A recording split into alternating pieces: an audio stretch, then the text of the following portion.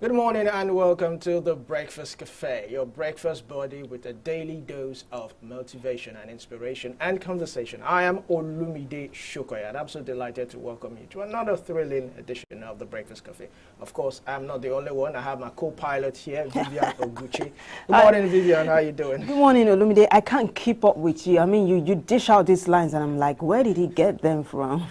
It's just me. Yeah, I know, right? Good morning. Good morning. Always a pleasure to be here, right? Definitely. Yeah, on that note, I welcome you guys to the Breakfast Cafe this morning. Beautiful, beautiful Tuesday morning. Yeah? Awesome.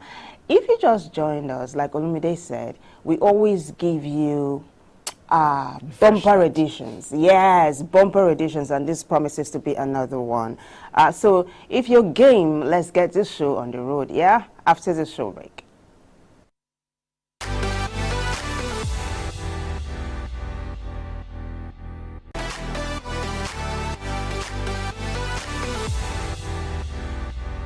And just to let you know, I am Vivian Oguche, and we begin this segment with, let's see now, what are we doing? Banters? Yes. Yes, we've got some banters for you, and we're talking about rediscovering personal interests and passions. Now, personal interests and passions is an essential part of personal growth and development, especially after a significant life change like a breakup. Rediscover personal interests and passions. Now, this is how you do it. 1, rebuild identity and sense of self. 2, boost confidence and self-esteem, and it also enhances creativity and inspiration. Number 4, it fosters social connections and community engagement. 5, improves mental and emotional well-being. Over to you, Olumide. Yes, now to discover your personal interest and passion, you must first reflect on past hobbies and interests. You must also explore new activities and experiences. 3, identify values and passion. You can set aside time for self-discovery. 5, seek inspiration from others, probably books, podcasts, or social media. Now, for rediscovering personal interest, you have to first create a pursuit in various areas: art, music, writing, dancing, acting, whatever you might want to go into. Outdoor activities like hiking, gardening, sport, you can pick one of them. Cooking or baking, yes, you can develop a passion or interest in that also. Reading or learning a new language, yes, it also equips you. No knowledge is lost, like they say. Now, volunteering or community service, that's also good. That's a selfless act and you're giving back to the community. Yoga or meditation, that's reflecting on yourself. Try to, tap from your inner spirit, your inner soul. We also have traveling or exploring new places. That's my favorite. Traveling, exploring new places. Now we have photography or videography. 9, we have playing an instrument or singing. That's also quite an interesting passion or interest to go into. Yeah. Crafting or DIY, that's do-it-yourself project. Now, for reigniting passion, you can schedule time for activities. You can start small or be consistent. You can find accountability and support. You can experiment or try new things. Basically, if you don't really have any passion for it, you could just try something. Look at something. Let me try this thing and see how, whether I might like it or not. You can, of course, celebrate successes and progress. You know, when you talked about trying new things, one of the things I tried once upon a time was bird watching. Have you ever gone for bird watching? What's that? Aha, see the expression of your face, bird watching. And so you go with the binoculars. Yes. And then you just watch birds fly around. It was awesome. Really? But you have to go way, way into the forest to do Okay. it. Oh gosh, it's a beautiful experience. You should try it sometime. Now, we have some couple of challenges. Of course, you would always encounter challenges. Now, we have lack of motivation and energy. Yes, sometimes that could also, hinder you from, self-interest and all that. We have uncertainty about interest. You could be wondering, do I really have interest in this thing, or is it just some particular infatuation for something? You have limited time and resources. Yes, work and all that could occupy time and everything. You might be overwhelmed with all that. And also fear of failure or disappointment.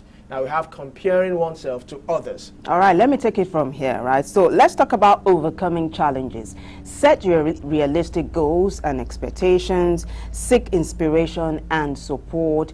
Focus on enjoyment, not perfection. This is key, guys. Enjoyment. Yes, focus on enjoyment, not perfection. And number 4, prioritize self-care and well-being. I'm big on this, I'm telling you. Number 5, embrace curiosity and exploration. But have you heard of the what's it called now, the saying that curiosity killed the cat?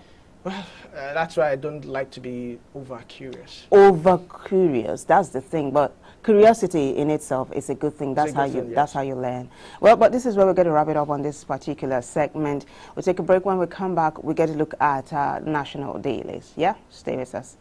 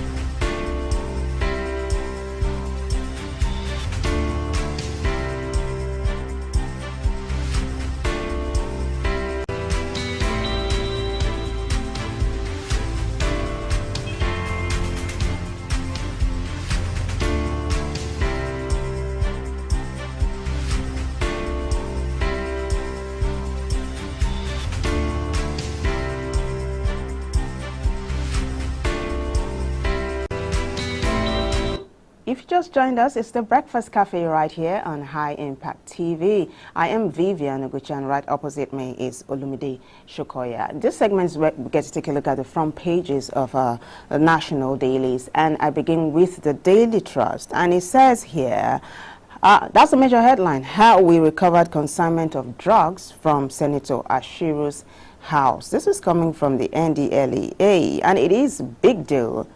This was a bust in the house of a lawmaker, Olumide. It has become a controversy because he also replied and he said the NDLA, I think, are the most corrupt institution. He made some allegations, of like course. That, yes. Well, we've got a number of writers. Why don't we take a look at them? The first one says that 8 arrested, 1 jailed. It's talking about what the NDLEA did at the senator's house.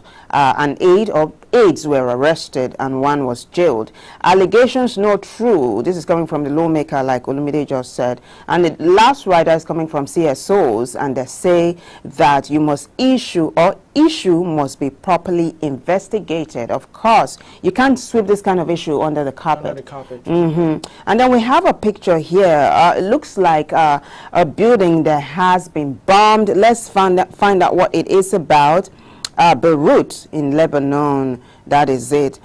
People inspect the site of an Israeli airstrike that targeted a branch of one of the groups the Israelis are fighting against. It looks like this war is raging on. All right, right below that we have this story. Push for Damagun's tenure extension intensifies. Page 13 has details of that story.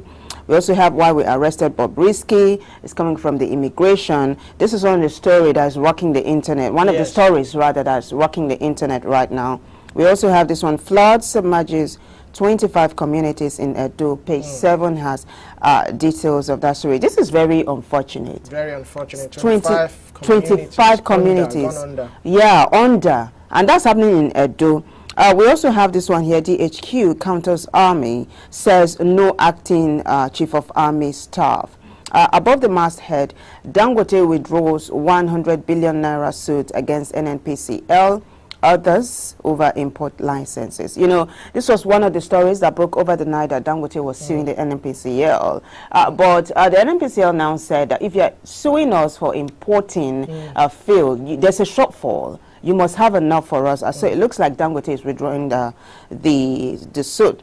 We also have this one here. Bandits kill travelers and abduct others in Zamfara. Rather unfortunate. We do hope that the abductees regain freedom. That wraps it up for us on the front page of the Daily Trust. All right, let's move on to the next paper. Of course, that is the Guardian newspaper this morning. On the Guardian newspaper, we have this bold caption. It says, pro-masses bill stall National Assembly as political motions get priority. You can find that on the news page 6.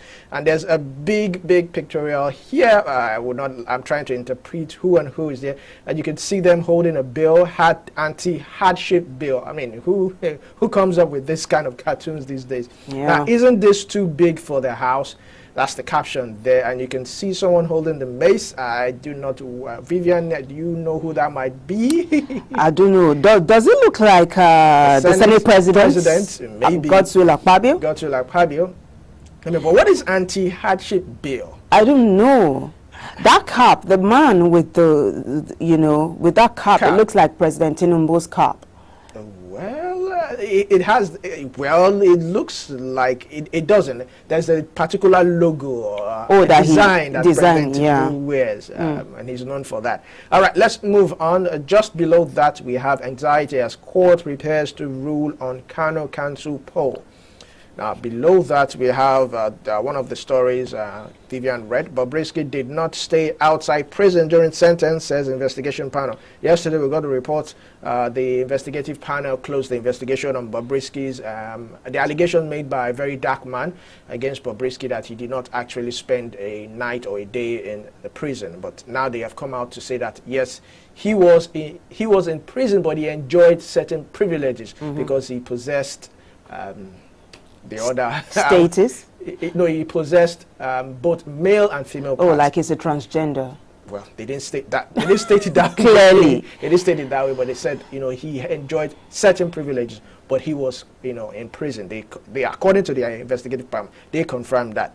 Now, moving on, we have PDP ramps up internal reforms as National Executive Council, National Working Council governors prepare for critical decisions. I hope this will bring about some form of change in the PDP and they would get back on track. Moving on, we have Obasanjo warns of global conflict, says 92 countries fighting 58 wars. Wow. Quite a bold one coming from the former president. Right. He actually sat down to do his calculations. Definitely. But you can get more of that story on news page 3. Below that, we have Anambra Ebonyi and Imo grounded amid IPOB's denial of sit-at-home order. I saw this story yesterday, but IPOB came out to say that the sit-at-home order was that people should disregard the sit-at-home order. So who gave the sit-at-home? There's been this thing with Simon Ekpa. Simon Ekpa, who is outside the country. Yes. I think IPOB and Simon needs to sort things out. Yes, Simon is claiming to be the one in charge. Outside. And Nnamdi Kanu had issued an order from the prison one time to say, no, Simon Ekpa is not in charge. Do not listen to him. Yes, exactly. Now, moving on, we have this one. It's a quite interesting one. It says, Dangote Refinery withdraws suit against NNPCL and others. I wonder why. I mean, for Dangote to have dragged or wanted to drag the NNPCL to court, it must have been very, very, very serious. Now, the last one we have, EFCC mocks critics, rearranges ex-governor over 5.78 billion naira fraud. You can see the picture of the EFCC boss himself. Now, that's on news page 5. But I think that's all we have right now coming from the Guardian newspaper this morning. Well, I've got the Punch. Major headline here says marketers differ as Dangote sues NNPCL, 5 others. The Punch will have to, update this particular story because Dangote has already withdrawn the suit. But it's about fuel import, though. It's about the importation of fuel. Just one rider is coming from Dangote. Parties in talks before presidential panel. Case will be withdrawn in January. All right, it says updated, and the case will be withdrawn in January. That's what Dangote is saying. Above the masthead, though, we have this one here. FG loses 13 trillion naira to forex subsidy. That's coming from the World Bank. The World Bank's been very vocal when it comes to Nigeria's economy these days. This one here says 11 investment picks shun. Let's see, 11 investment picks shun Nigeria as federal government records $5 billion FDI, foreign direct investment. We have 2027 pro-Wike PDP big way bigwigs come north for Makinde's running mate. Let's take that again. Pro-Wike PDP bigwigs come north for Makinde's running mate. This is an interesting story. Yeah. Page 18 has details. It is one of the stories we are going to be running by our guest analyst. And just right below that, we have a story here. It's about the Ondo governorship poll. APC, PDP trade words over Ayedatiwa's spending, and then government not serious on Lagos Calabar highway section in Ondo. That's coming from the Labour Party. Let's see what the story here is saying. Suspense as Supreme Court rules on 16 governors' suit against EFCC today. So it looks like the watcher is being watched. The EFCC right now is under fire. Fingers crossed to see how that judgment goes. This other story here says, immigration detains Bobrisky after Seme border arrest. Page 12 has details of that story. And we also have EFCC slams fresh 14 charges against ex-Kwara governor, ex-commissioner. This is to also say that the case with ex-Kogi Gov, Yaya Bello, is still unsolved. Right? We do hope we see the end of that particular one. Last but not least, politics. So again, PDP crisis is what this one is about. Onyilola panel, governors meet Damagun today. Page 18 has details of that story, and that wraps it up for us on the front page of The Punch. You know, before we move on to the last paper, the Vanguard, I was going to ask, I mean, 16 governors filing a lawsuit against, isn't that something like, well, I wouldn't want to say corruption fighting back, but it's kind of funny. Oh, yeah, referring to what former President Mahmoud Buhari has said, that if you fight corruption fights back. Well, let's see how the judgment goes. All right, so let's move on to the last newspaper, which is the Vanguard newspaper. This is quite a bold caption here. It says, it is treasonable to call for military coup. This is coming from the defense headquarters. Who is calling for the military coup? Now, we have a couple of writers to that story. It says, direct actions against individual groups advocating unconstitutional change. Now, denies pointing acting COAS, Chief of Army Staff. Now, I think this has owing to the Chief of Army Staff, Lagbaja. I think he's undergoing some sort of operation. He's not under the weather right now. And a couple of days ago, there were rumors that he had died. Yes. But the DHQ had to come out to say, no, he's alive, and there is no replacement. He's undergoing treatment. So no, you know, you were asking who would have called for a coup at this time. You remember during the mega protest against hunger and bad governance, this administration had said that it was an attempt to overthrow this government. It keeps getting really, really interesting. Now, we have a couple of more writers there. It says, warns against unfounded rumors on Chief of Army Staff, Lagbaja's health status. Well, what we can only say is we wish General Lagbaja a successful recovery. Yeah. Now, moving on, we have this one. It's not quite, it's a sad one here. You can see the picture of what seems to be a city almost going under. It says, the caption says, Lokoja under water. So now it's Lokoja. So we're talking about Kogi and Edo underwater now. Remember, the federal government gave about a couple of states, I'm trying to remember the figure, but I think it was more than 10 states warning about this flood owing to the Lago Dam. And now Kogi and Lokoja is almost underwater, and you can see the picture there. The picture is quite scary. I mean, you can wonder how many people have been displaced. I'm trying to read one of the writers. It says, an aerial view shows houses submerged in the flooded area of Andankolo neighborhood. I hope I got that correct. In Lokoja, Kogi State. That's Adankolo in Lokoja. But you know, Olumide, the thing that concerns me is this thing happens year after year. And nothing has been done. Always the same thing happens. It's not rocket science, is it? Maybe we should even have a budget for this thing. Oh, gosh. Yes, because just like you rightly said, if it's going to be happening every year, then preemptive measures should be taken. Let's set aside, I don't know whether it's state or federal, set aside some certain amount to cater for these things, to make sure that people, whether you're going to create IDP camps, whether you're going to liaise with Cameroon and have a talk. Of course, Cameroon, you can't tell Cameroon not to open their dam. You have to take care of your own side. But the thing is, how well have you even taken care of your own dam? You remember in Borno State where we had a dam collapse, they had told these people about it 9 years ago. Nothing was done, you know. And the thing is, you remember how monies were given to Borno State, and we had residents saying, we are homeless. EFCC is looking into that too. I mean, now moving on, we have this one. It says, why we arrested Bobrisky. This is coming from Immigration. Said, now, it's quite confusing to me.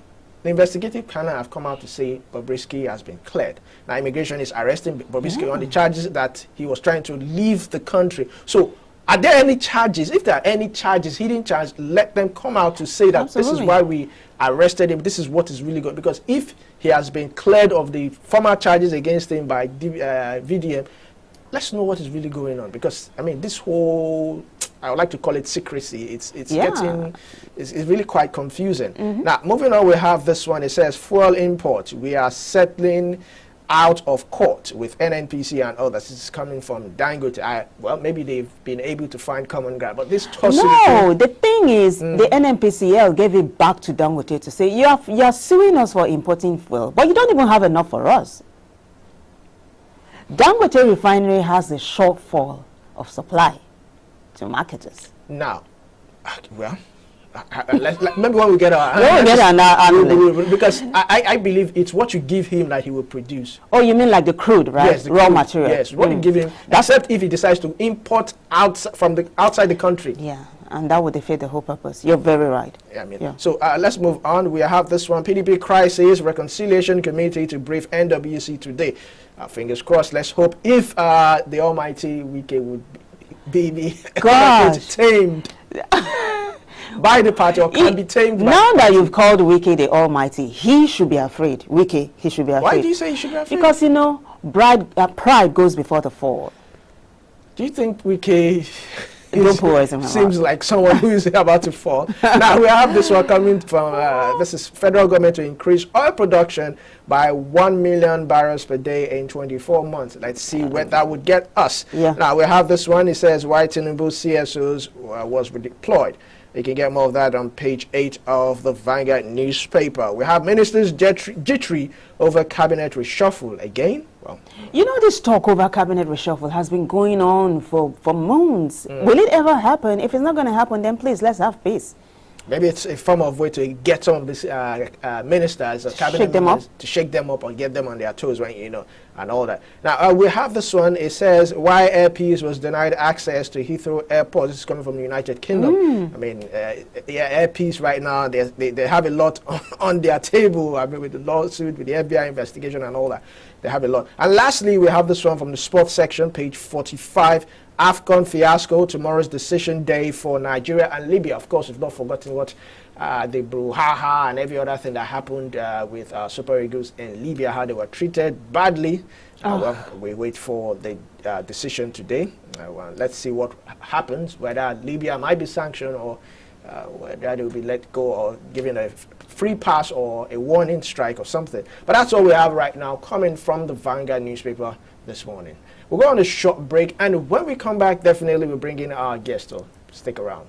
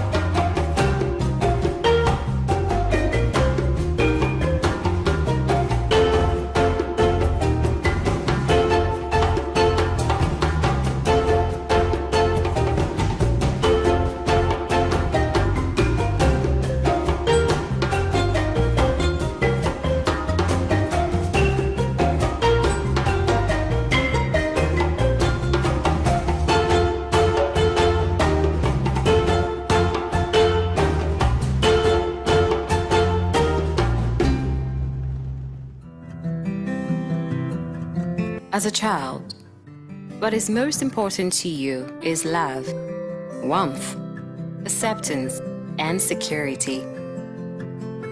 But as you grow, there is a paradigm shift in the way you approach life. The interest you lose in some things, you pick in other things. Sometimes, the road is smooth. Other times, it is rough.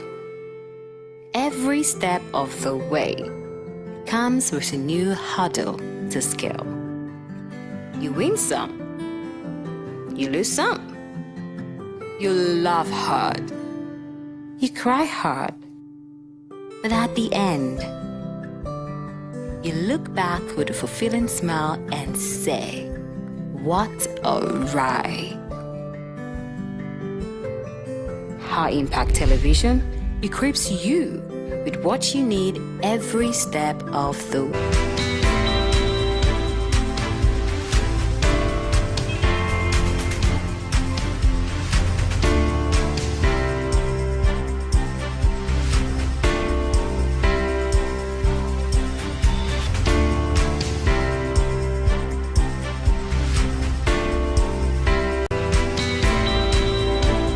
Welcome back. It's still the newspaper review on the Breakfast Cafe, and if you're just joining us, this is the segment where we get to review the papers. You can also join the conversation. You can call in, tell us what's happening in your area, or you can even give your comments on some of the headlines we've been reading out. The number, of course, will be displayed on your screen. Don't forget that we are also streaming on YouTube and, of course, on X at High Impact Studios. I'd like to look at this particular story, the one you read from the Daily Trust newspaper, having to do with Senator Ashiru's house. It's a big, big investigation that should not be straight. And I feel the National Assembly should even get into this. Yeah, because it's one of them. Yes, they should put all their weight on the NDLA and find out if what really went down there really happened. Because, I mean, for a senator to be saying it's not true, I mean, he made certain different allegations yesterday. I saw the news yesterday, and I was like, what's really... And, well, I would also applaud the NDLA, because going to a senator's house, I mean, they must have real intel. Exactly. So I was going to say there must have been some covert operations that must have taken place over time before the bust happened. Now, if you say this thing didn't happen, we had, one of the writers was that 2 aides actually were arrested, and 1 is in jail right now. So if it happened, or if it didn't happen, witnesses must come forth. Then, of course, they also have to prove who owns the drugs. It might not necessarily be the senator. It might be staff doing drugs. I mean, well, right. But, you know, they have to also prove that. So it's a long road for them to be able to prove that. And then it also depends on where the drugs was found. Is it in his bedroom, in his house? Where exactly was it found? You know, you do well to be an FBI agent, you know. But does this remind you of another senator who had same issues?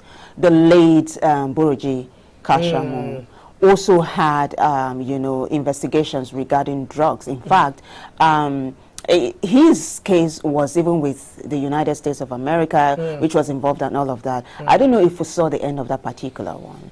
But another story, though, I want for us to talk about, and eventually we'll bring a guest analyst on board, is this Dangote versus marketers and NNPCL. Yes. So let me just do a little background story to this. So Dangote Petroleum Refinery and Petrochemicals had taken legal action against the NNPCL and some major marketers in the oil and gas sector at the Federal High Court in Abuja, right? Dangote was suing for damages from NMDPRA for continuing to issue licenses for the importation of refined products such as automotive gas, oil, and Jet A, that's aviation fuel. Now, Dangote claimed the refinery's production exceeded domestic consumption levels, rendering imports unnecessary. But oil marketers kicked against this, stressing that the market had been deregulated and dealers were free to import the commodities or buy from the $20 billion Lekki-based Dangote refinery. So that is what we have. But Dangote has come out to say is that in January, the suit will be withdrawn. In January, it will be withdrawn. In January next year, that's 2025. So the suit still stays.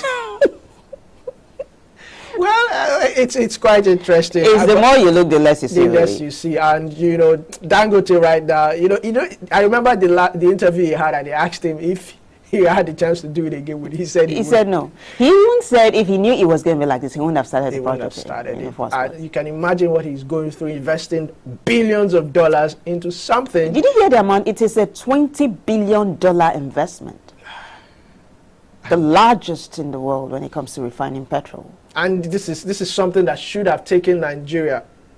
All right, we have a caller from Abuja. Paul, go ahead. Thank you for calling. Please go ahead. Good morning. Good morning. Good morning to Nigerians. Yes. I hope I'm being heard. Yep, absolutely. Okay, just a quick comment on the issue of Dangote suing marketers as well as NMDPRA. Yes. First of all, I think I find it very funny that when you come as a player in an industry and there's an industry regulator, you feel the need to sue the referee, quote and unquote, in the match that is being played in that industry.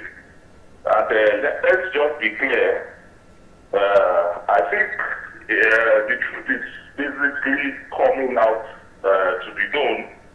Dangote over the years has enjoyed monopoly in several industries. And apparently, it's obvious he's trying to monopolize the downstream sector.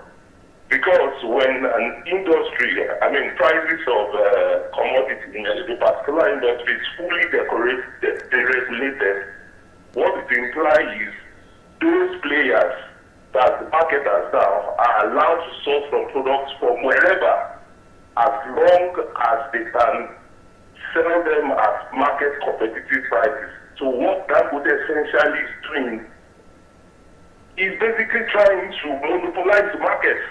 You are trying to force everybody to buy from you. If your prices are competitive, you don't need to ask anybody. They would all approach you. So it simply tells you the price of Dangote's products are overpriced.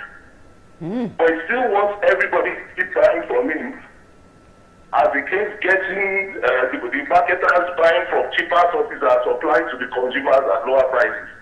Wow. Well, we'll continue to watch this race and see how it goes. Yeah. Thank you. Thank you, Paul. Very that's another angle. That's another angle, very illuminating.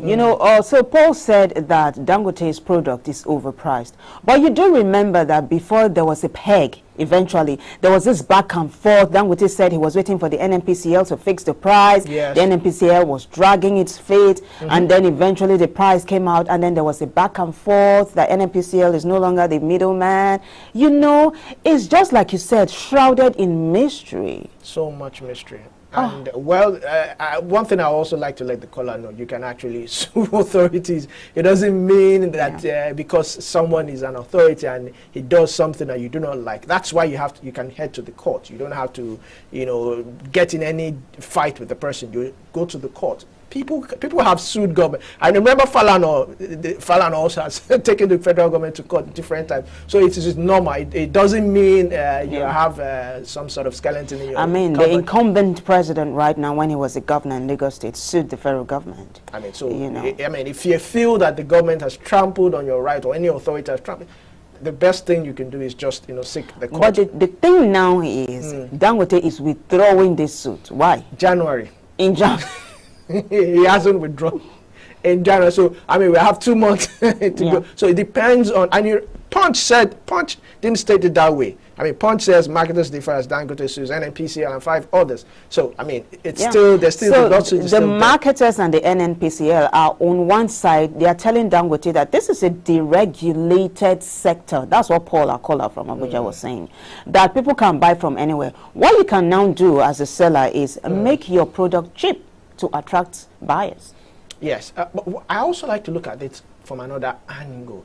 When this whole thing started, NNPCL came out to say they were the only ones that would get this thing from Dangote and sell to the marketers. Something happened along the line, then you deregulated the market. So you don't, of course, you would expect Dangote to feel some type of way that, we had a deal. Now you have, shredded that whole deal, and you're trying to make it seem as if you don't want me to make my profit? Because from what we recall, Dangote got this crude from NNPC. It almost cost an arm and a leg. Yeah. That's why when they were trying to sell it back, they were trying to put a peg of 1,000 and thereabout, because of course he has to recuperate his money and all that. But let's welcome Dr. Adedayo Kayode, social political technocrat. Good morning. Always refreshing to have you. Good morning. How are you today? Refreshing being with you too. Yeah. Definitely. Good morning. All right, so I'm sure you heard us talking about this back and forth with Dangote, NNPCL, and marketers. Please jump in. Let's see what you have for us. Don't let me jump so that I don't break my legs. Okay, don't jump, doctor. Don't jump. Just walk in. Yes. Stroll in. All right. You see, when you look at the series of arguments that have been going on in that particular industry, vis-a-vis Dangote, NNPC, and presidency, you're going to see that the sayings of our elders have now come to fore. You can only deceive a people some of the time. You cannot deceive them all of the time. Before now, successive governments have been talking as regards fuel subsidy, brought in because of the dollar factor and international markets. Now, with Dangote Refinery domiciled in Nigeria, where you have abundance of the crude, tell me, where is that dollar factor? And what concerns Nigeria with international markets? So the issue now is they have lied to Nigerians a lot. And unfortunately, the wind has blown. Who are they? Yes. Who's the they? Who are the they? Who are they? It's the government. The government.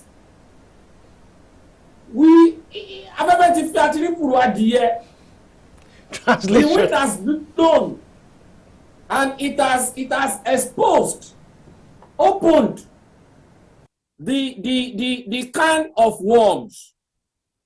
So that is now a problem.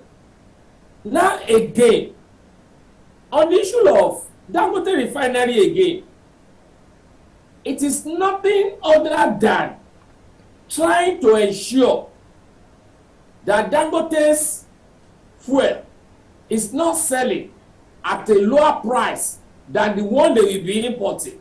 Can you also remember the other time that there was a problem as regards the quality of Dangote Refinery compared to that of the one being imported? And unfortunately for them, Dangote had been ahead by bringing the technical people from NNPC to come and determine the quality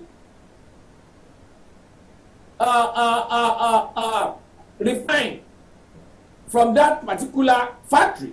And they are judging to be the best. So what are you talking about?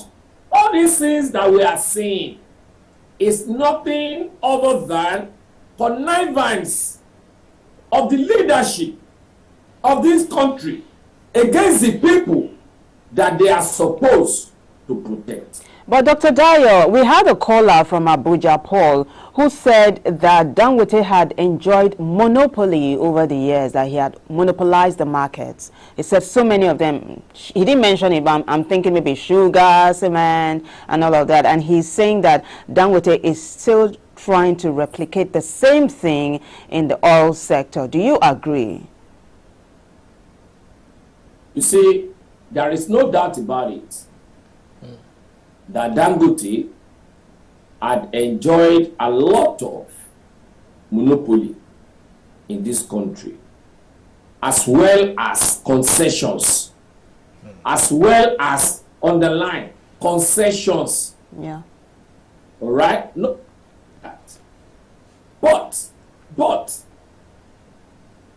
the issue of pump price of petrol has been affecting us in this country for long. It has been a source of conduit pipe whereby people's real income are being intentionally drained by the government, by the leadership. And we are now saying Nigerians have come of age. We are now ready to tackle the government scientifically with facts and figures. And we are now saying enough is enough. Let Nigerians breathe. All right, Dr. Adedayo, so what is the way out for us now? Should the marketers go ahead and import fuel because there's this saying that there's a lack of fuel shortage? Should the marketers go ahead and import fuel, or should Dangote find another way to get fuel, make fuel readily available to the people? Let me tell you this. To solve this problem is beyond Dangote and the fuel marketers. The solution is in our hands. It's in the hands of the people. How do you mean? The solution is not with either the marketers or the government or the leadership of this country. But the solution is with the people. Can you hold your How do thought? I mean? Let me hold your thoughts. I'll be right back. Michael, thank you for calling. Michael is calling from Abuja. Please go ahead with your contribution. Okay, Mike, I want to ask a question. Okay. Does it mean if the marketers or NNCCL decide to import, can that also export its own products, maybe out of Nigeria to neighboring country, so that freedom will be there for everybody? Whether you decide, if what we after as Nigeria is, if we can get this product cheap, if we get it outside the country cheap, fine. If we get it from that refinery cheaper, fine. Let everybody have a free environment to do business. If Nigerian marketers or NFPC decide to import, let us go to work on way to export its own product and sell. What we after is just for the bread to come down. No, maybe that's the thing itself. What happens if Nigeria or federal government or refinery decide to or come up to work tomorrow? Does it mean that the thing will fall down? That's a valid question. Thank you, Mike, for calling. Now, Dr. Michael said, so if the importers are deciding to import fuel, Dangote should decide to export as well, which brings me to this thing about a deregulated matter. What's it called? Market. Does Dangote have the right to sue? Yeah, does Dangote have the right to sue marketers and the NNPCL over importations? Does he have that right? In a deregulated market? Let me tell you this. Wait, we are only using English to deceive ourselves. What do you mean? Yeah. So you don't believe in deregulation? They are all involved in this connivance. I am telling you, all they are doing, all you are seeing, they are all just for you and I to believe that, yes, they are not working together. They are all together in this connivance. When you say all, that's what I'm saying. When you say all, do you mean people? Hold on, do you mean Dangote, NNPCL, and the marketers are all together in this connivance? Is that what you're saying? In the government, including the federal government. Okay. They are all together. They are only deceiving us. Not until when the people decide to take some decisive actions to bring down these people from their the oligopolistic tendencies they have been inflicting on the people. That's a major word. So how would the people now do this? How would the Yes. common man do this? I will give you an example. I was just discovering some people yesterday in the evening, and we now Google it as regards when they said that in Germany, even though they said it's a lie, but at least it's a concept. Even if it is a lie, it is a concept. Government just increased pump price of petrol, and when they heard it, everybody where they were at that point, they left their vehicles there and they walked home. Wow. They left their vehicles there, even though social media has denied that, but at least it's a concept. Before we let you go, you said this is a You concept. think government will not talk? That's in Germany where It's you. a concept. That's in Germany where you can leave your car and have no fear of it being hijacked by hoodlums. Can you do that in Nigeria and not have your car stolen? We are talking about, if you heard me very well, I said if the leadership are conniving, then the people too should come together. So when people decide to come together, nothing will happen to their vehicles too. Because we are all into this. All right. We are all into this. All right, Dr. Adedaya. I was discussing also 2 days ago with some NURTW people, and they were telling me the kind of problems they are facing, that they have allowed themselves to be used more than enough. They will be the one that will do this for them. They will be the one that will do this for them. But then look at where they are today. Thank you very much, Dr. Adedaya. I'd like to shift your attention to this headline, this big story that's brewing on Daily Trust newspaper, how we recovered consignment drugs from Senator Ashiru's house. This is coming from the NDLA. The NDLA have made a statement, a bold statement. 2 aides were arrested, 1 is jailed, but coming from the lawmaker, he says that the allegations are not true. How would you respond to this?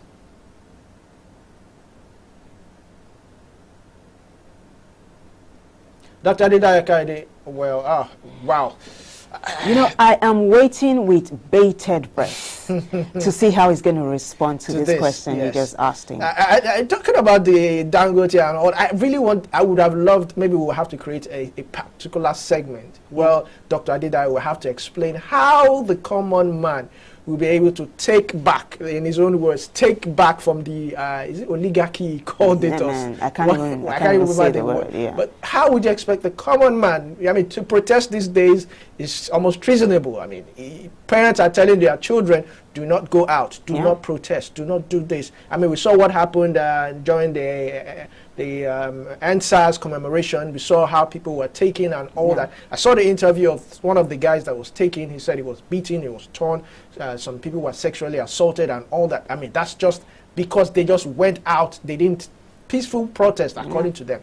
So, I mean, so how would you expect the common man? The common man right now is being faced with 1,000 naira fuel or above that, food prices, is trying to live by the day, 150,000 naira to feed your family in a day, family of 4, and you expect that person to leave all that and say, I'm going out to... So he talked about the concept. He said he was having a conversation with people. Now, he's not even sure if if it happened, but he's saying it's a concept.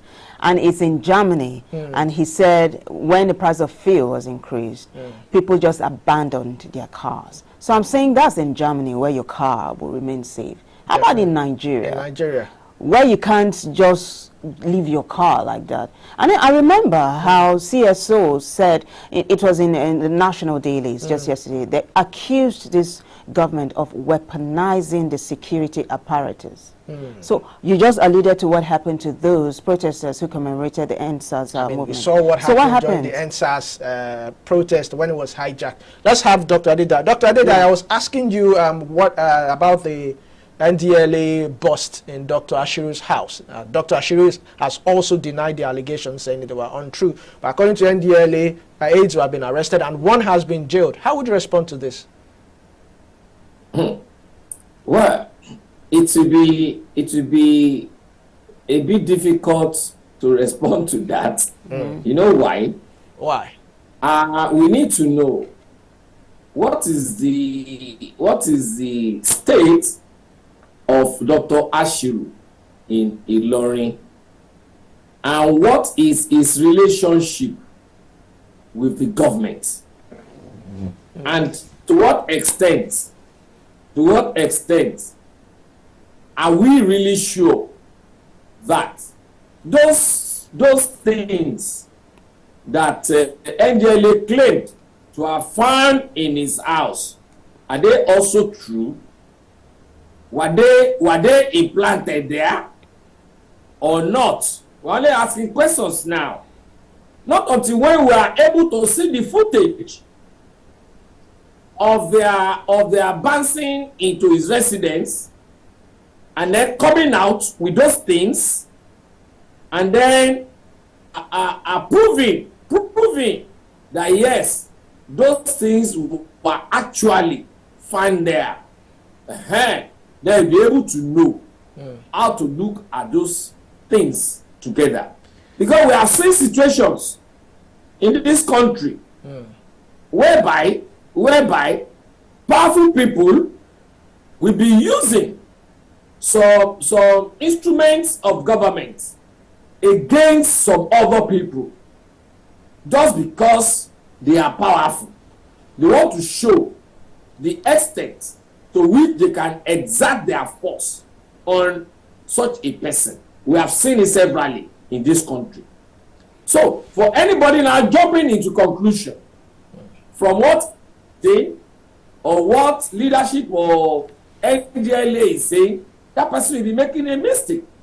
So, we need to study the situation properly before coming up with comments and commentaries. Dr. Adeda, if I might get you clear, just to be clear, are you saying this is some sort of witch hunt or vendetta against the senator? I will say that.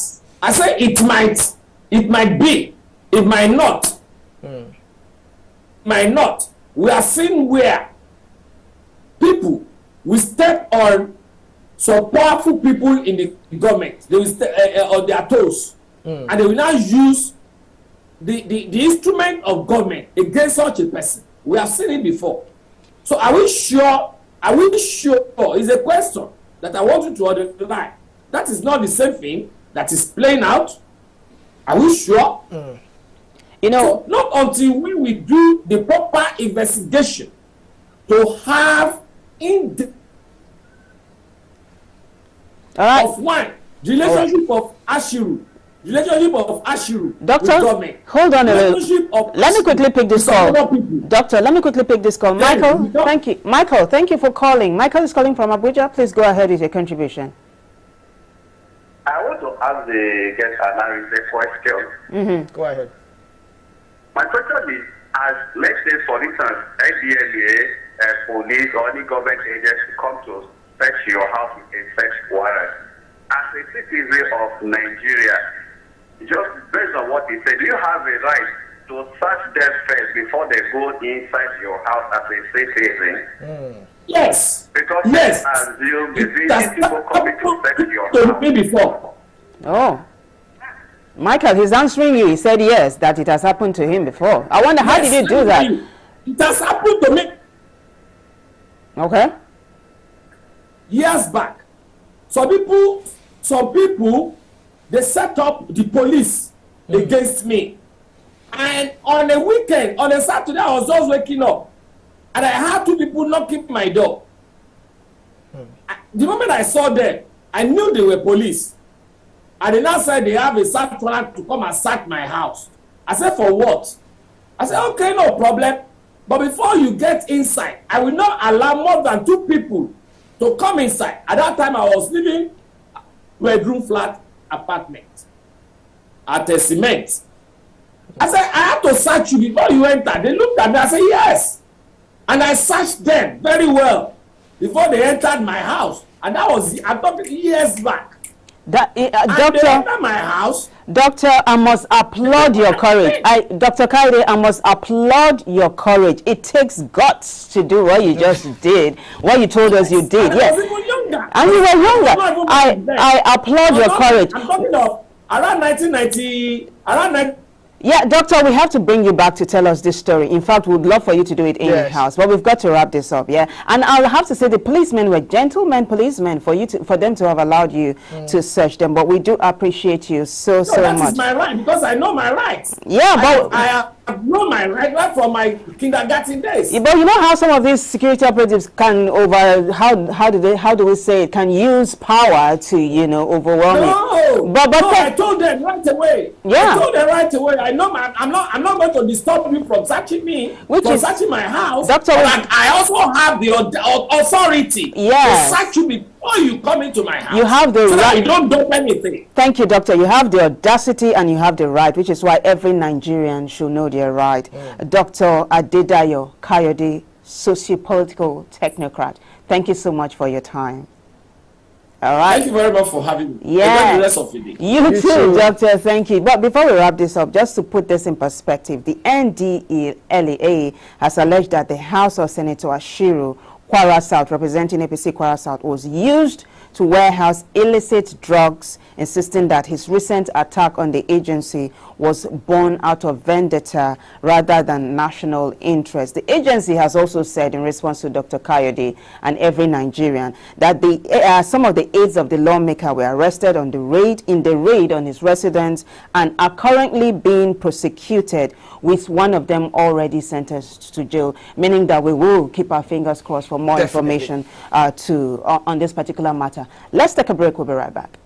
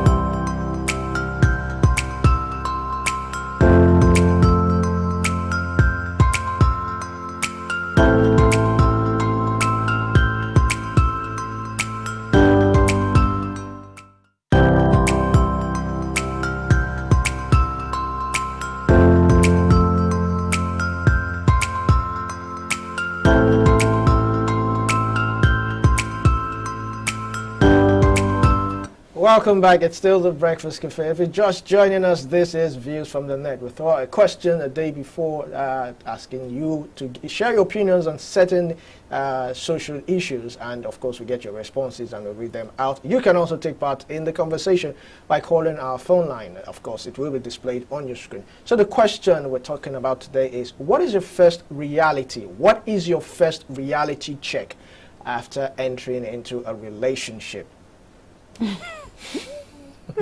I think I'm going to sit this one out. Right? Mine was, I discovered my mate wasn't a mind reader. I like that. This is the first time I'm hearing, let me not say anything. What? Say it, Olumide. It's refreshing, yeah, for you to be able to come out and admit that, you know, someone is not a mind reader, because we are expected to be a mind reader. Yeah. But you know, that coming from you, I feel honored. I feel. You feel justified. That's it. You feel vindicated. That's the word you're looking for. I don't know. I like to put that word into my mouth. Now let's take this first one. It says, my first reality check after getting into a relationship was when the guy requested my Gosh, what? It's quite. This is Chisom from Edo State. I would not advise anybody to send that their pictures, clad pictures, clad pictures rather of themselves to anybody, because I mean, they say the internet never forgets. You don't know that person too well. That person might use that later. I mean, we had the case. Remember the case of Empress and Jama. Yes. We also had the case of Tiwa Savage. And all that. So it's never a good idea to send naked pictures of yourself to anybody. Yeah. I think that's Chisom, I'm glad you had second thoughts. Let's take Melody from Benin. That's Edo State, yeah? The first reality check is probably the fact that you will see that the relationship is actually a bed of roses. Let me take that again. You see that a relationship is not actually a bed of roses? I think not should be there. Yeah, not should be there. Not should be there. Filled with sweet fragrance and thorns, challenges, and hurdles. You'll probably also begin to see how actively involved another person in your life. Let's see. You see how, I'm trying to find out how that is now. You would also see how actively involved another person is in your life, and that person isn't a family member. You'd have to double check decisions, taking yourself and another person into consideration.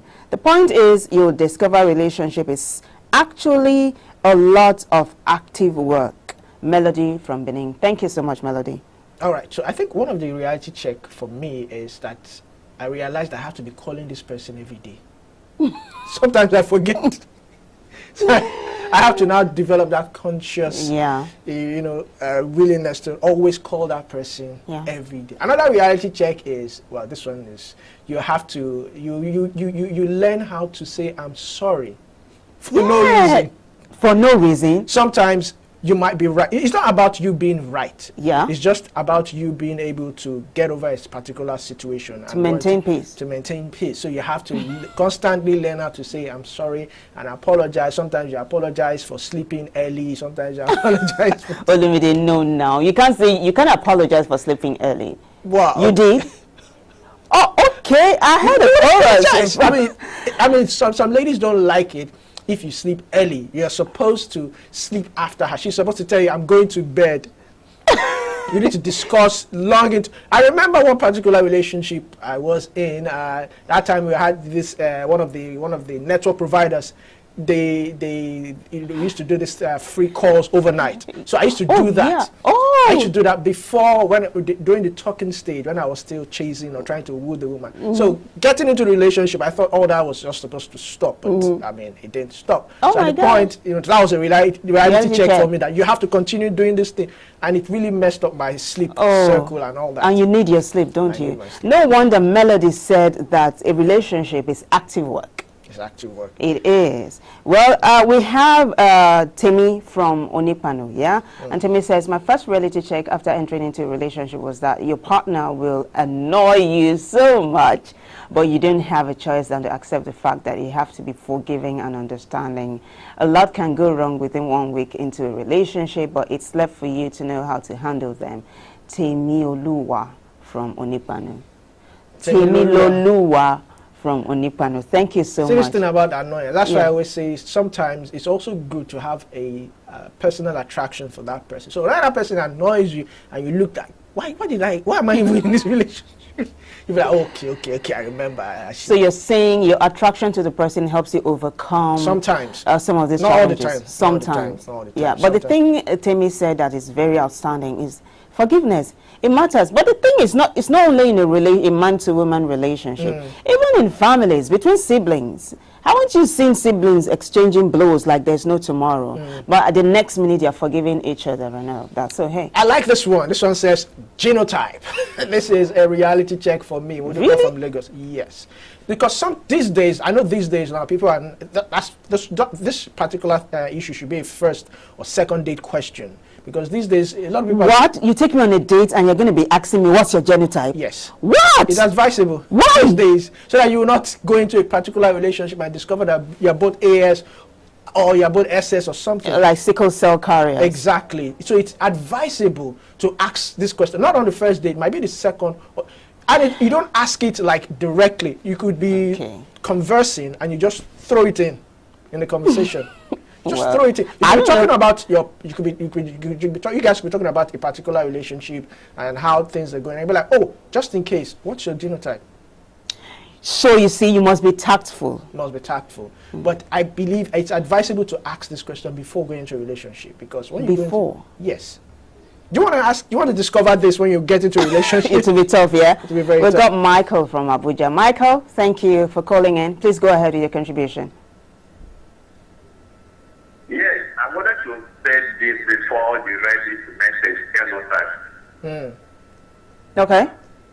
Because I had a personal encounter in 2022 to 2023 with a lady. Imagine I drove all the way from Abuja to Enugu, how many hours, did an introduction, paid price, came back, registered in church. The church sent us to do a genotype test, and then we discovered we were both AS, we cannot marry. Imagine the resources, the time, the strength, everything that's been put in. And we later discovered that we can't marry because of genotype. So right now, even if I'm chatting you on social media, I can even ask you what is your genotype. Not even when people say it out. Because as soon as they say it's the best teacher, don't chatting, I can ask you what is your genotype. So it's not wrong for me to ask. Okay. Because I passed through it before I want to text. All right, Michael. Condolences. I'm sorry we are laughing really about sorry. it. Yeah, I'm really but sorry. it's It not- must have been very, very painful for you. I'm sorry about that. Yeah, not just painful for Michael. Put yourself in the shoes of It the has happened to lady. me. Oh, it has happened to Yes, you. Only we when went you into the relationship. tell us your story. It was I think it was a year into the relationship, and we're just talking, and I mentioned something about me being AS, and she was like, so you're AS? I said, yeah, I was AS. And it was like, I'm AS too. So, At that point, from that point on, I knew that the relationship could not work. oh gosh. I knew that because while I was in the university, I had like 2 friends who had sickle cell, and it was a very harrowing experience.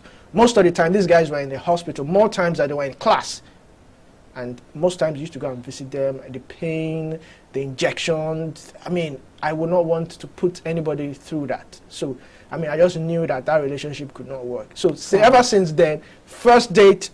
Like he said, sometimes you don't even wait till the first date. You just conversing. What's your genotype? It's advisable. Well, I almost don't know. I don't know what to say really. So I'll just. Maybe for people, I mean, for the AAs, they don't. AAs, they Yeah. walk around with so much arrogance, like, hey, I can donate, I can marry anybody. But for the ACs and the AS, you really have to ask. It's Wow. advisable. Imagine this generation where genotype has become big deal. Well, are you up next? Yes. Now, this one says, one of my biggest reality check was realizing that love is not just about grand gestures and romantic moments, and if I may add, flowers. It's about everyday commitment to support each other through challenges. I learned that relationships require consistent effort and understanding, especially during tough times. It is easy to get swept away in excitement at the beginning, but the true test comes when you face obstacles together. This is Queen from Great Yabate, a beautiful masterpiece from Queen. It is a masterpiece. Thank you, Queen. We have this one from Shola. Shola is writing us from Mayobo. I hope I got that right. Shola says, check your character first with an exclamation mark. And Shola says, patience. Check His patience too. Yeah, check his patience too.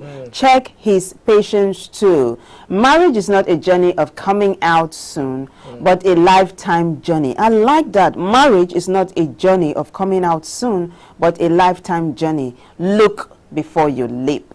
Shola from Ayobo. Thank you. Now, talking about patience, I used to hear this thing. It might be a rumor that sometimes women like to test guys' patience. They sometimes intentionally do things just to annoy him to see how he reacts.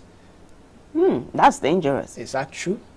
Well, I don't know, but if the producer says yes, but if it's true, then it's a very... I heard it's part of like the first stage in a relationship. She tries to test you. They want to see the kind of person you are made of, how tough you are, how resilient you are, how persevering you are. But it doesn't always work because guys are good at apologies, guys. I'm just saying most guys, or some guys are good at really pretending. They don't show you who they are, like, at the start of a relationship until you're welling, and then they begin to show you their true colors. That goes for women as well. So, hey. All right, so this one says, my first reality check when entering into a relationship was I got to find out that relationships are not always rosy. There is literally a lot of work that needs to be done if you want the relationship to stay afloat. This is Solomon from Shomolu. Yeah, very true, Solomon. A lot of work. Yeah, Treasure from River State. I love the name Treasure. Treasure says, my time is hard time. Hard time is hard time, and I am not allowed to complain. In bracket, I won't say more. Treasure from River State. Treasure, I've seen a lot. Treasure is a very wise man. I like that. I like that. Did you get it? Yes. My time is hard time, and hard time is hard time. I mean, you could even replace that time with money. My money is harmony, and harmony is harmony. So once you understand that, you guys are good to go. Now, the next one says, to check this, check this, now, formula suppose deal, but as for me, I always check how long the relationship will last. Now, due to the income I make and the rate of expectations from my partner, as far as the pressure of the country is still manageable, to enter a relationship now, it be like you who won't buy car. Just keep money for unforeseen occurrences. This is Norris from Delta. Norris, what have you been through? Or who have you been with? I mean, I don't understand. This is so dark. Very dark. Very yeah, it dark. Doesn't even sound like a relationship anymore. Exactly. Like, I know you now saying, you now start saying she has come again. Why a relationship should be paradise. Your partner should be, your safe haven. Let's not even go there. Yeah, it should be a safe haven. Yeah. That's how it's supposed to be. But sometimes, of course, it also for you to be a safe haven, you both have to be able to work. Absolutely. To make it a safe haven. Yes. It has to be. She has to be your safe haven.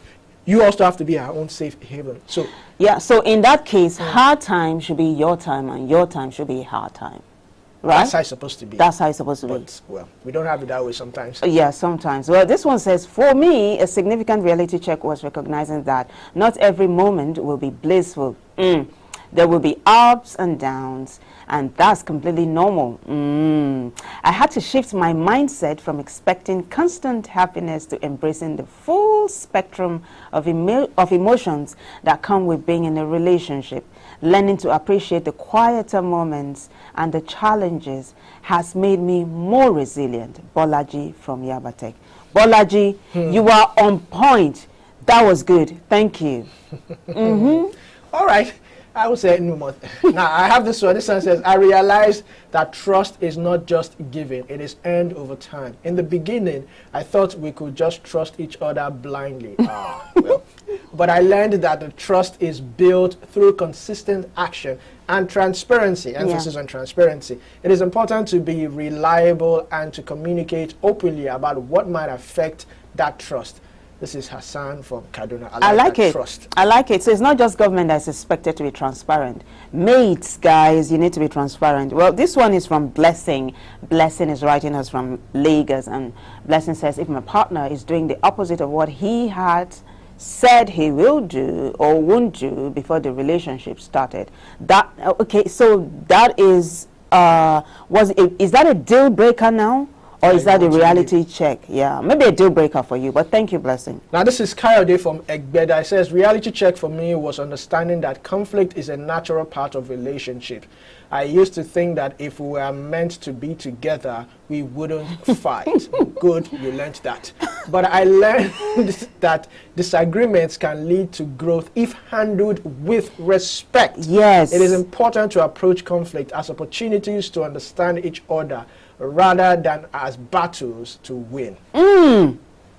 I could laminate this and put it on my wall. I'm telling you, this is like that. such good has advice. Been able to, understand the true meaning of being in a relationship. It's not about who wins the battle. It's not a battle. And Kayode says some of these conflicts, if they are well resolved with respect, could lead to growth. I mean, lovers, if they disagree, they kiss and they make up. That's all. Life is like that. Well, this one says, I found out that setting boundaries is vital for a healthy relationship. I used to think boundaries were barriers, but I learned there are actually protective measures that foster respect and understanding. Establishing what is acceptable and what isn't helps both partners feel safe and valued in the relationship. Rebecca from Covenant University. Awesome. You know, in a relationship, you would think there are no boundaries. But Rebecca is saying discovering that there are boundaries for the sanity of both parties was a reality check. So how do you set boundaries? I knew you were going to ask that. Build walls around you. How do you ensure that these boundaries do not become walls? Exactly. You have to be very careful because, I mean, if you are in a relationship, you guys are supposed to be free around each other. Yeah. He's supposed to be able to say anything he wants, say how he feels. She's supposed to be able to say how she feels, and not. And you know, these days, I mean, ladies say you should find someone who you can joke around with, not someone who will take every offense at you calling the person maybe because it's playfully said "ode," and you find. But like, how can you playfully call somebody "ode"? Yes. No. It happens. No, don't do it. Big Look for head. look. Eh? Okay, there's big head. You can actually. You don't That's know. how you must know your partner. No, I'm sure that's what Rebecca is saying. Know your partner. Know what your partner will take. Why will you call me playfully call me a rose bush? Not Ode, for crying out loud. Yeah, but talking about setting boundaries. How about people who are married, right? When it comes to a joint account, should there be boundaries? I see that joint account thing. I know of an aunt who suffered a huge loss because of this joint account thingy. The guy cleared the account and he disappeared. So can you set boundaries when it comes to that? Because you were saying that in a relationship, make sure the boundaries don't become walls. So how about that? Well, this thing about joint account, there was a time I was in church and I heard one married man complaining to his friend that Yaomi kon jeg bisikiri, meaning that his wife was just going about collecting debts and acquiring debts all over the place and all that. So now this joint account thing, it boils down on trust. It boils down on you being able to know the person very well. I wouldn't advise you to open a joint account with someone who is not prudent in spending. Yeah. I mean, so it depends on what aspect of a relationship. There must be some form of boundaries, right? Especially when it comes to communication. Communication. Even with money, there be some form of boundaries that you set, especially for men. You have to set a boundary. These days, you know, well, I will not say more. Yeah, you're a very wise man, like Treasure from River State. On that note, we wrap this segment up. We'll take a short break. When we come back, the show continues. Stay with us.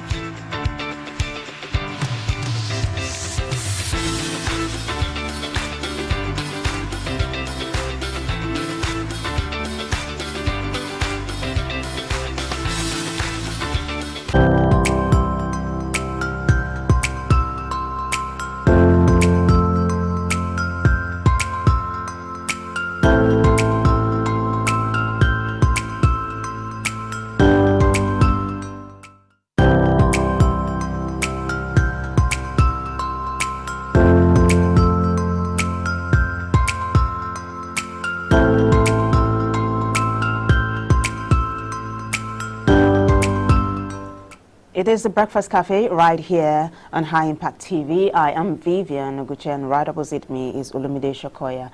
This segment is where we get to talk about topical issues, and today we are taking a look at economic and social issues, policy initiatives addressing economic insecurity and environmental concerns is where we are going to be beaming our searchlight today. So Nigeria grapples with several security challenges that directly impact the economy, ranging from insurgency to conflicts between farmers and herders to organized crime, looting, and abduction for ransom. The high level of insecurity in the country, particularly in the northern region, the incessant activities of bandits, have created a pervasive sense of fear and insecurity in the government and directly impacting economic activities and development in the country. Now, considering the difference in the situation of security in various parts of the country, it is evident that the government has varied in their approach to combating insecurity around the country. The absence of national security in numerous parts of Nigeria constitutes a pressing issue. Addressing economic insecurity and environmental concerns requires integrated, forward-thinking policies by promoting job creation, enhancing social welfare programs, enforcing environmental protection laws, and encouraging sustainable development, which is why we are having this discussion today. And our guest is Ayo Emakiomi. I hope I got that right. Ayo is the CEO, Coinbox Limited. Ayo, good morning. Ayo, can you hear me? I guess he's not, the network is not. Yeah, I guess Ayo can't hear me, but as soon as Ayo is able to join us, we will continue to talk about this issue. Now, Olumide, it's very obvious that there is a relationship between security, environment, and the economy of a nation. Yes, it is. Yeah. It's the reason why Nigeria is where it is right now. Insecurity, so much economic crisis, and of course, environment also. I mean, talk about flood and all that. We just read this morning, Kogi. Yeah, just hold your thoughts. Yeah, yes. Right. Let's see if we can get Ayo on board now. Ayo, good morning. Can you hear me? Good morning. Can you hear me? Me, I can hear you. Oh, I can hear you, and I can hear you clearly. Yes, fortunately for us, we can hear you now. Thank you so much for coming on board. Good morning. Okay.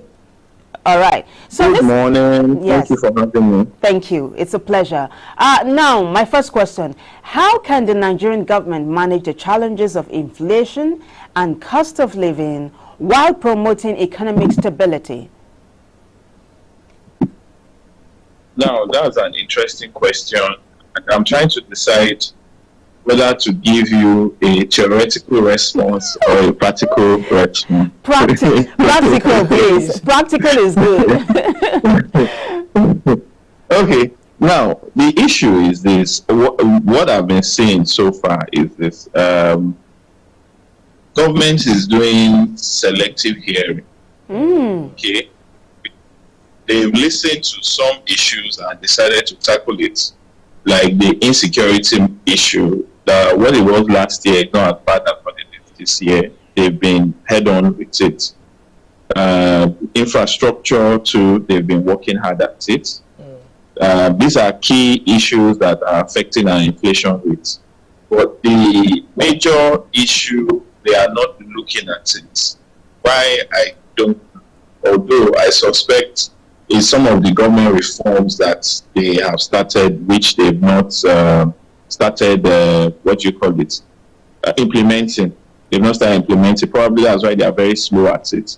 But you see, two other key issues affecting the economy that we need to deal with.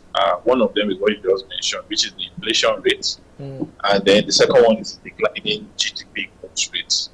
Because the second one is the instability in our FX, because the dollar to the naira exchange rate is on the rise on a continuous basis. And to address all this, there is a key issue that, should I say, they decided not to address, or yes, like I mentioned before, they are slowly waiting to address it when some other issues have been addressed, which is the issue of industry.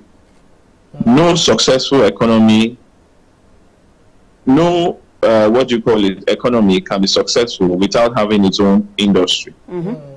Right now, we don't have one. The question I usually ask is, what is the Nigerian standard? What is our economic industry outlook? The manufacturing sector is not doing so wonderfully well. And all the reforms so far, instead of helping the manufacturing sector, has been getting the sector to go under. Example is the new power fee. That is this band A, B, C, these new bands model. It's a good one, but it was too sudden on the people. And so the sector that is affected by it is which sector? The manufacturing sector, which needs to be revived.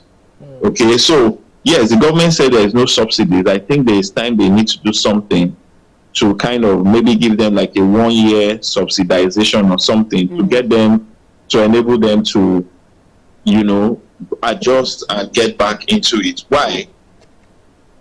The FX rate is going up and is going up and is going up. But and that also affects the cost of doing business because we are an import dependent economy. So the cost of virtually everything is also going up in line with the FX rate. But if government focuses on the manufacturing sector, that's the industry, what happens? We will be self-sufficient. Once we are self-sufficient, the movement in FX will not affect us the way it is now. And there will be some level of stability. And so the challenge has been stabilization of the economy. Because once the economy is stable, what you call inflation will first stabilize and then start going down. All right. But now there's nothing replacing. That's the truth. Nothing is replacing it as it is. So it's just going up because in a vacuum. Wow. That's the challenge. That's what needs to be addressed, which is what industry. Okay. Before Olumide addressed. Yeah, let me come in before my colleague Olumide comes on board. You know, you said government has, this incumbent administration has selective hearing. I would like to find out why that is the case. Do you think it's because this government has foreign bodies like the World Bank supporting it? For example, in the papers just yesterday, we had the World Bank say that former President Muhammadu Buhari was the one that reversed over decades of gains Nigeria had made as it regards the economy. But the day before that, it has said that you must not reverse President Tinubu's economic reforms or else it would dent the economy of the nation. What's your take, though? What they said the day before and what they said yesterday, they are actually the same thing, just a continuation of what they said before. Then they are helping the administration to put the blame on the previous administration. Yes. My problem with that is that every administration so far has always blamed their predecessor. So it's now a broken record. Yeah. That's the truth. It's not what you're talking about. What you should be talking about is sit down with me, give me the numbers. This is where the economy is now. This is what is going on in the economy. Then this is my plan of dealing with that issue, not doing the blame game. Yeah. It's an old and outdated, outdated practice. It shouldn't be used anymore. Yeah. This is how I plan to do it. So, and that's my problem with the issue of selective hearing. They know what the situation is. They have said it. Okay? But now, what do you want to do? All I see so far is they first decide on what they want to do. They do it before now planning around what that thing was going to be, which is the damage that has been happening. It's time we go beyond our medium-term economic frame and start doing another Vision 2020. Yeah. Even though the last one failed, but it's time we revisited it. What's our plan in the next 20 years? Where do we see the country? And then when the next predecessor comes, you don't behave as if the country is your parlor, and you now cancel all the policy and decide to start changing the whole thing. Because that's the problem in Nigeria. Nigeria has wonderful policies and wonderful things, but continuation has been an issue. And because of the size of the country, you cannot solve the problem of the country in 4 years. It's a child's play. So you should be able to set up a 20-year plan where when you start. Because what I see, everybody wants to say, in 4 years I did this and I achieved this and I'm a great man, clap for me. But government is a continuum. And true change is not over 4 years, it's over a long time. So you start. When the new government comes in and sees what the other person was doing good, keep it. If there are issues like they always claim there's corruption, so that's why they are cancelling it, remove the corruption and don't throw away the water with the baby with the bathwater.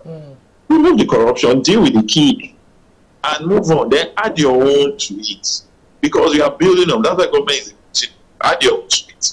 And then we are seeing progress. But outrightly cancelling it, that's why even foreign investors, because that's the other issue, we're not getting FX coming into the country. Foreign investors are not bringing in their FDIs. Why? They might bring it in now, 24 months down the line or 12 months down the line, there's a major policy change and it affects their investments. Just like last year that, what you call it, was subsidies were removed and the economy went upside down. We don't know what is coming next for January or February or even December. So there needs to be stability in government policies, number one. Number two, there needs to be long-term planning. Then number three, they need to address issues around industry. Because it's industry that produce jobs. It's industry that gives rise to productivity. It's industries that produce FX that is demanded for. It's also industry that reduces demand for FX. It's industries that produce exports. So that's how I see it. Thank you. Thank you very much. Now, if you look at all these economic crises and policies, the people who suffer the most are the vulnerable. Which brings me to my next question. How can government policies be designed to support vulnerable populations during economic downturns, just like the subsidy removal we had last year?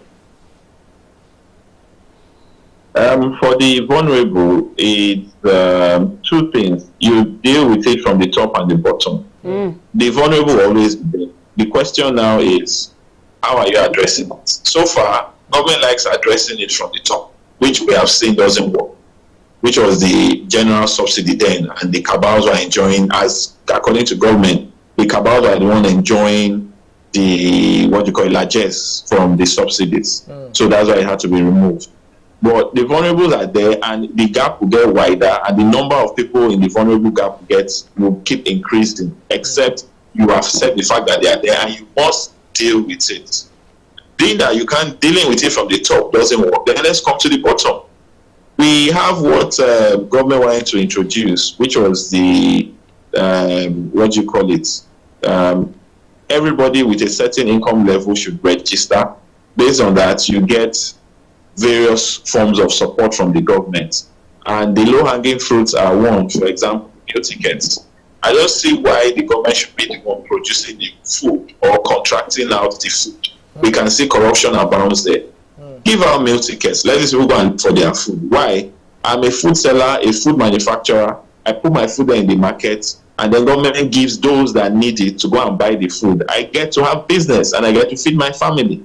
But when government gives me a contract, somebody will come at the back and tell me, you know what, that food is 20,000 naira, I'm not paying more than 17,000 or even 15,000, the rest is mine. I'll have to cut corners, and at the end of the day, I don't give quality food. You get, so those are the issues. Bus tickets are there, okay?